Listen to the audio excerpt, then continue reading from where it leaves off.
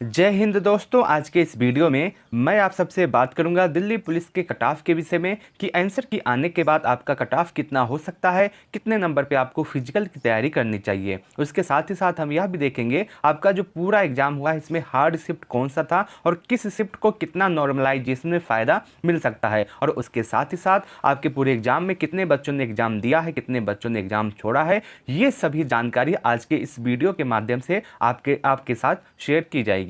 मैं यह उम्मीद करता हूं कि आप सभी लोग इस वीडियो को लास्ट तक जरूर देखेंगे।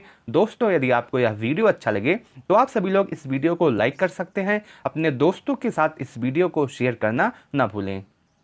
दोस्तों, आपने देखा होगा जब आपका एग्ज़ाम चल रहा था उसमें बहुत सारे बच्चे पेपर देने के बाद कह रहे थे कि मैंने 100 पूरा अटेम्प्ट कर दिया है, पेपर बहुत ही ज़्यादा इजी था, पेपर बहुत ही ज़्यादा हल हुआ था और इस बार मेरा स्कोर 90 रहने वाला है, 85 रहने वाला है, 75 रहने वाला है। आंसर की आने के बाद वही सभी बच्चे जो अपना स्कोर 90, 95, 85 बता रहे थे, वही सब बच्चों का स्कोर इस समय 70, 75, 65 के आसपास हो गया है। आंसर की आने के बाद सभी के नंबर कम हुए हैं और नंबर कम होने की सबसे बड़ी वजह यही है कि बहुत सारे बच्चे ऐसे होते हैं जो मान के चलते हैं कि मेरा ये भी प्रश्न सही होने वाला है, वो भी आपका आंसर की आने के बाद गलत हो जाता है। बहुत सारे बच्चे ऐसे होते हैं जो सही प्रश्न जो रहता है उसे भी गलत कर देते हैं। जो बहुत ही ज़्यादा इजी प्रश्न रहता है वो उस समय दिमाग उतना नहीं काम करता है क्योंकि पेपर चल रहा होता है, प्रेशर अलग से होता है, तो जो आता हुआ प्रश्न रहता है वो भी गलत हो जाता है और वही बाद में दिक्कत करता है। जो भी बच्चे इसमें अच्छा स्कोर किए होंगे, जो आते हुए प्रश्न को सही किए होंगे, उनका अच्छा स्कोर बना होगा।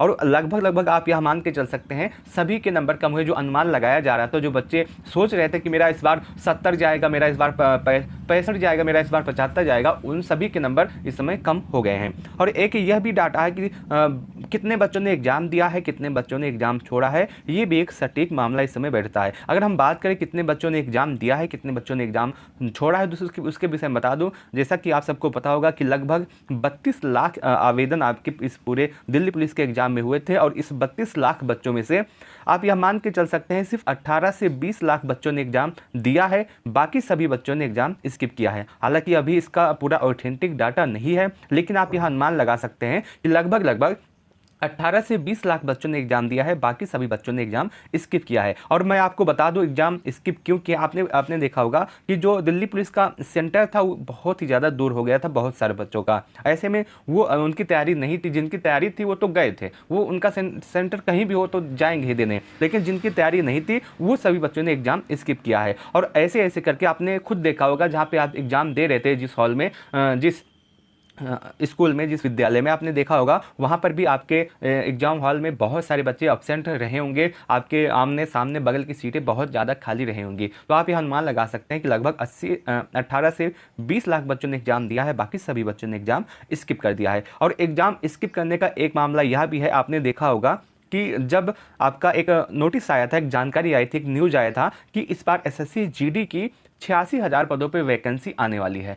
तो बहुत सारे बच्चे जो दिल्ली पुलिस में आवेदन किए थे वो सभी बच्चे वहाँ पे अपना जीडी की तैयारी करने लगे थे, लेकिन जब जीडी का नोटिफिकेशन आया उसमें 26,000 वैकेंसी देकर सभी बच्चे फिर से दिल्ली पुलिस के एग्जाम की तैयारी में आ गए। तो इसमें से जो बच्चे तैयारी अच्छी थी वो तो एग्जाम देने गए, लेकिन जिनका सेंटर दूर था, उनकी तैयारी नहीं हो पाई थी, वो एग्जाम देने नहीं गए हैं। और अब बात करते हैं नॉर्मलाइजेशन के विषय में कि नॉर्मलाइजेशन कैसे होगा, किस शिफ्ट को कितना नॉर्मलाइजेशन में फ़ायदा मिल सकता है। अगर नॉर्मलाइजेशन की बात करें तो मैं आपको बता दूं कि यदि आपकी एक्यूरेसी अच्छी है, एक्यूरेसी का मतलब अगर आपने 100 क्वेश्चन अटेम्प्ट किया उसमें से आपका ज़्यादा गलत नहीं है तो आपको नॉर्मलाइजेशन में फ़ायदा मिलेगा। एक ये फैक्टर होता है और दूसरा ये फैक्टर होता है कि आपका एग्जाम हार्ड शिफ्ट में रहा हो। बस यही दो चीज़ अगर आपके साथ है तो आपको नॉर्मलाइजेशन में बहुत ही आराम से 18-20 नंबर मिल सकता है।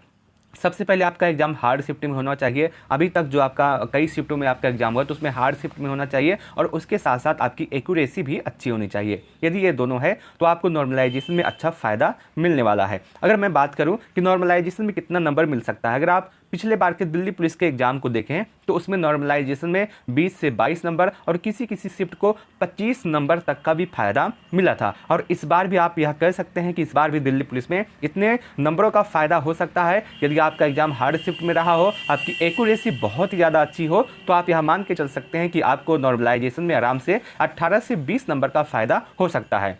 और यदि आपका एग्जाम इजी शिफ्ट में रहा हो, थोड़ा सा इजी शिफ्ट में रहा हो और आपकी उतनी अच्छी एक्यूरेसी नहीं हो, तो आप यह मान के चल सकते हैं कि आपको तब भी 10 से 15 नंबर का फ़ायदा मिलेगा। और यदि आपको आपका एग्जाम सबसे इजी शिफ्ट में रहा होगा तो आपको उतना फ़ायदा नहीं मिलेगा, तब भी आपके नंबर कम नहीं होने वाले हैं। आप यह मान के चल सकते हैं कि आपके एग्जाम में नॉर्मलाइजेशन का यही सब क्राइटेरिया रहने वाला है। तो निश्चिंत हो जाइए, इस बार भी आपको, अगर आपका हार्ड शिफ्ट में एग्जाम रहा है और आपकी एक्यूरेसी अच्छी है, तो आपको आराम से 18 से 20 नंबर का फ़ायदा देखने के लिए मिल जाएगा। अब बात करते हैं कट ऑफ की। अलग अलग मैं बात करूंगा कि मेल कैंडिडेट का और फीमेल कैंडिडेट का कट ऑफ कितना जा सकता है। फिजिकल के लिए मैं यहाँ पे फिजिकल के लिए बात करूंगा और आपका जो फाइनल कट ऑफ है इससे अधिक ही जाने वाला है। लेकिन मैं अगर बता दूं कि अगर आपका स्कोर इतने के आसपास है तो आपको बिना कुछ सोचे अपने फिजिकल की तैयारी अवश्य शुरू कर देनी चाहिए। सबसे पहले मेल कैंडिडेट की मैं बात करूँ, यदि आप मेल हैं और आप जनरल से बिलोंग करते हैं और आपका स्कोर 65 के आसपास है, 65 +- 2 आप यहाँ पे लेके चल सकते हैं। यदि आपका स्कोर 65 +- 2 है तो आप पूरी तरह से सेफ हैं। आपको फिजिकल की तैयारी अवश्य करनी चाहिए, आपको फिजिकल के लिए अवश्य बुलाया जाएगा। वहीं यदि आप ओबीसी हैं और आपका स्कोर 62 +- 2 के आसपास है तो आपको फिजिकल की तैयारी अवश्य करनी चाहिए। यदि आप ईडब्ल्यूएस हैं और आपका स्कोर 60 +- 2 के आसपास है तो आपको फिजिकल की तैयारी करनी चाहिए। यदि आप एससी हैं और आपका स्कोर 50 +- 2 के आसपास है तो आपको फिजिकल की तैयारी करनी चाहिए। यदि आप एसटी हैं और आपका स्कोर 52 +- 2 है तो आपको फिजिकल की तैयारी अवश्य करनी चाहिए।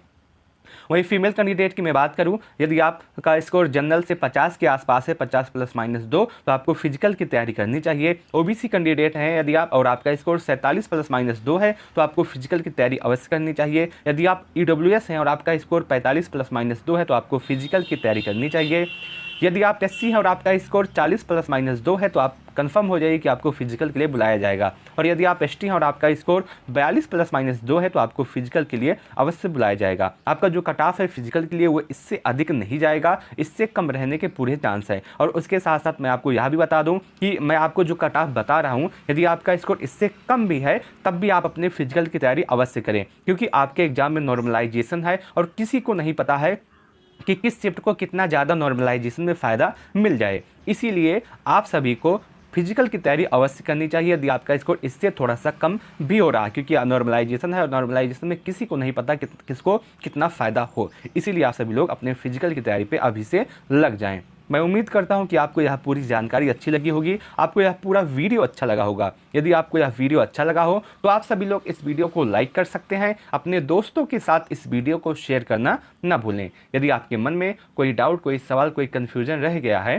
तो आप कमेंट सेक्शन के माध्यम से हमसे पूछ सकते हैं। मैं आपके प्रत्येक कमेंट का जवाब अवश्य दूंगा। उसके साथ ही साथ आप कमेंट सेक्शन के माध्यम से हमें यह जरूर बताइएगा कि आपका एग्जाम कौन सी शिफ्ट में है और आपको कौन सी शिफ्ट है, कि आपका एग्जाम कौन सी शिफ्ट में है और आपको कितना स्कोर मिल रहा है। मैं आपको बताने का प्रयास करूंगा कि उतने स्कोर के साथ आपको फिजिकल की तैयारी करनी चाहिए या नहीं। इस वीडियो को लास्ट तक देखने के लिए आप सबका बहुत बहुत धन्यवाद।